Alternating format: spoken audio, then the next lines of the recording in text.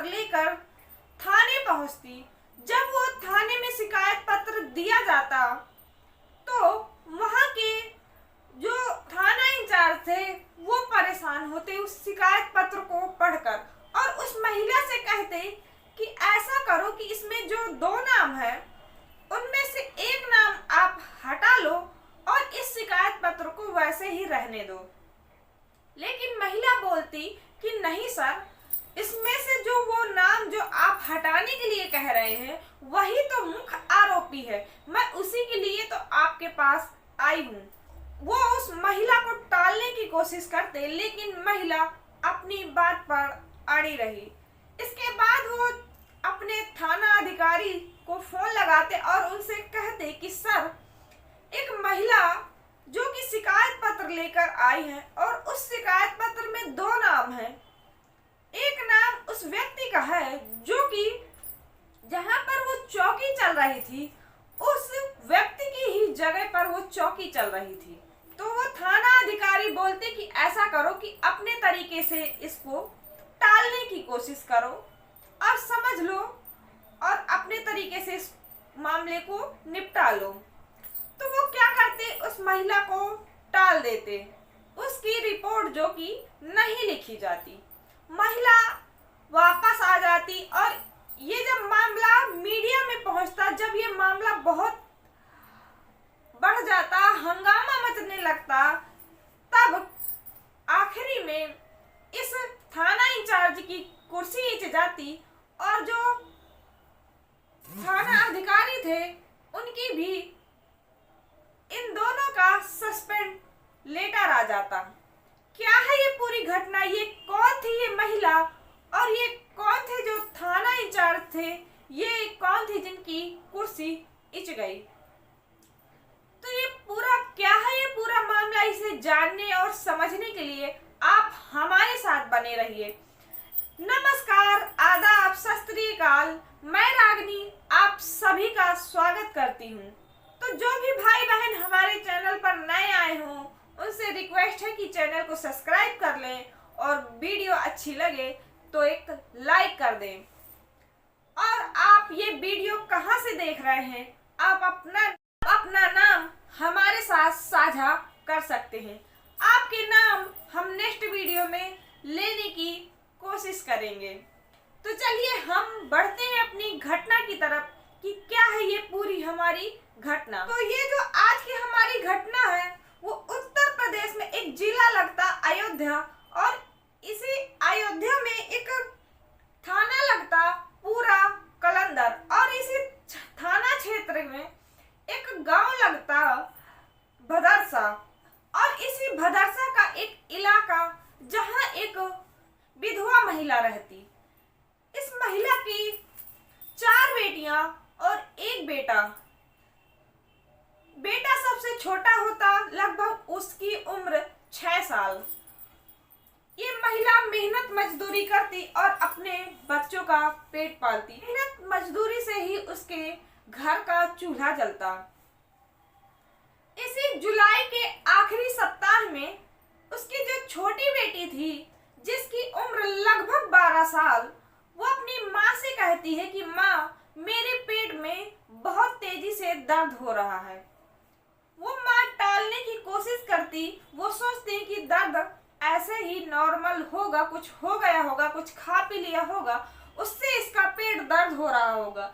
लेकिन दर्द उसका बढ़ता ही जा रहा था। तब माँ ने उस बेटी को ले जाकर नजदीकी अस्पताल में जब उसकी जांच करवाई तो उस डॉक्टर को जो पता चला वो बेहद चौंकाने वाला था। अब वो डॉक्टर ये सोच रहा था कि इस महिला को कैसे बताई जाए, ये खबर उस तक कैसे पहुंचाई जाए, क्योंकि उसके जो पति थे वो 2 साल पहले गुजर चुके थे। महिला अकेले ही उन बच्चों को पाल पोस रही थी, मेहनत मजदूरी करके उनका भरण पोषण कर रही थी। लेकिन ये खबर उस महिला को बतानी तो थी ही। डॉक्टर ने अपने दिल में पत्थर रखकर उस महिला को बताया कि आपकी बेटी 2 महीने की प्रेग्नेंट है। उस महिला के पैरों तले जमीन खिसक जाती। वो डॉक्टर से कहती कि डॉक्टर साहब,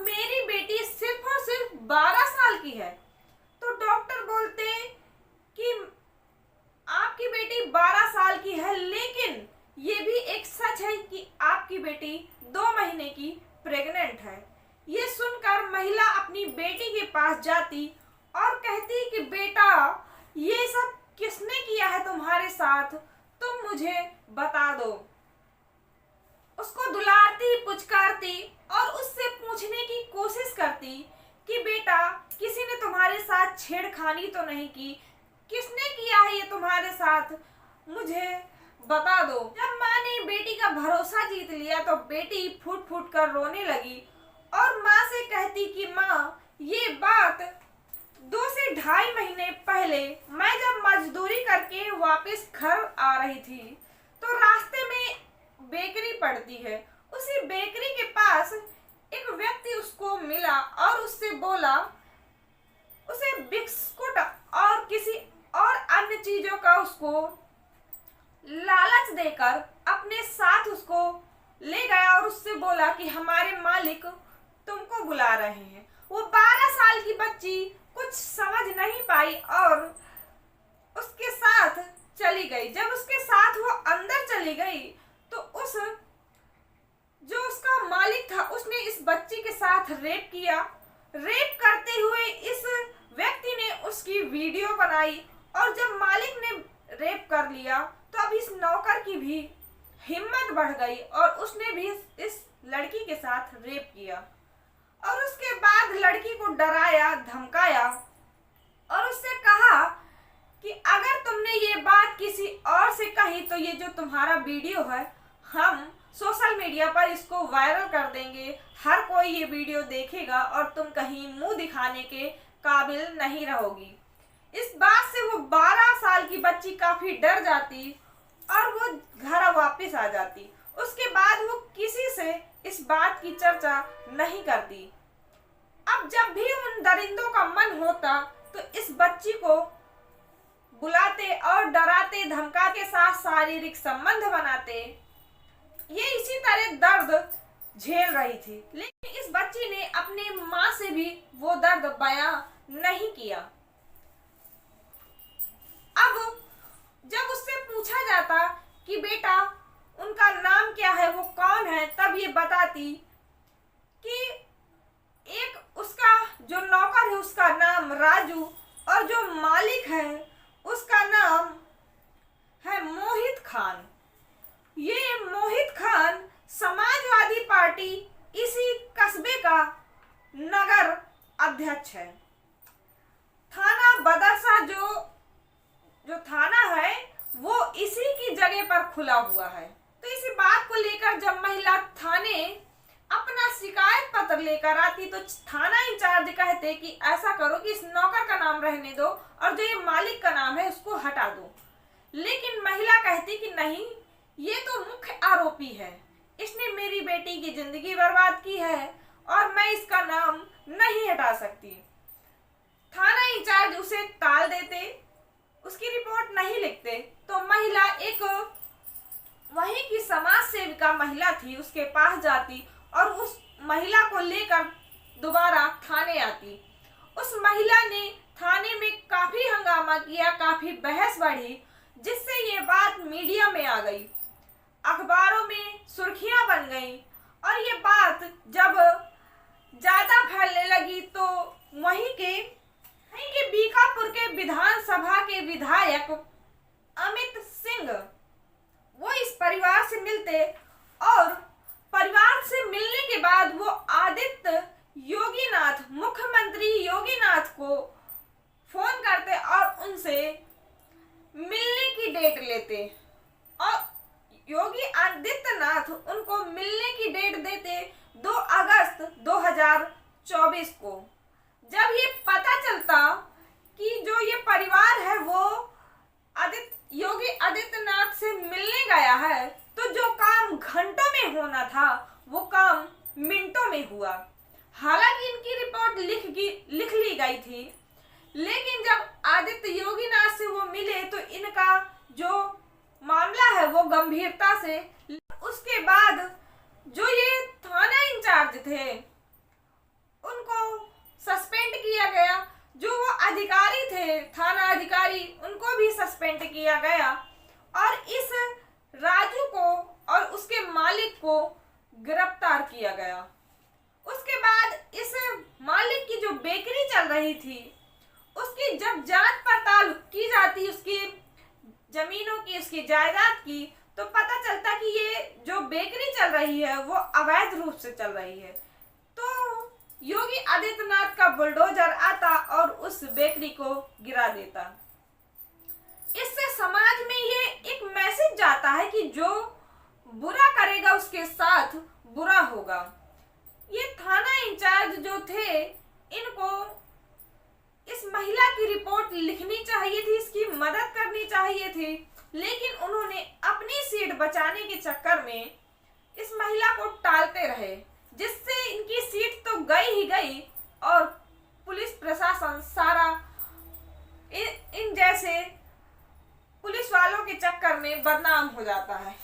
अब जब ये सस्पेंड हुए तो सारे पुलिस में हड़कंप मच गया। ये जरूरी था करना, जो उन्होंने किया वो शायद अच्छा था, ताकि बेटियों के साथ जो ये रेप हो रहे हैं और जो थाना में जिनकी रिपोर्ट नहीं लिखी जा रही, बड़े जो लोग हैं उनका नाम सुनकर, तो ये कहीं ना कहीं गलत था। हम इस वीडियो के माध्यम से अपील करते हैं योगी आदित्यनाथ से कि इस बेटी को जल्द से जल्द न्याय मिलना चाहिए। अब जो अखिलेश यादव है और मायावती और अन्य लोग इस मामले में कूदने की पूरी कोशिश कर रहे हैं। अखिलेश यादव ने कहा है कि जांच, गिरफ्तारी तो होनी चाहिए, अगर मामला सच्चा है तो उसको डीएनए टेस्ट कराएं, उसके बाद मामले की जांच करें। तो आज की ये जो घटना है वो मैंने आपको बताई, आपको समझाने की कोशिश। घटना के बारे में आपकी क्या राय है ये हमें कमेंट सेक्शन में आप जरूर भेजिएगा। हम आपके कमेंट की बेसब्री से इंतजार करते हैं। मेरा ये घटना सुनाने का ये बिल्कुल भी मतलब नहीं था कि किसी की भावनाओं को ठेस पहुंचाया जाए या किसी को आघात किया जाए, बल्कि बस इतना कि लोगों को सतर्क किया जाए, लोगों को सचेत किया जाए। तो आज की घटना में बस इतना ही। मिलते हैं एक नई घटना में एक नई जानकारी के साथ। तब तक के लिए जय हिंद।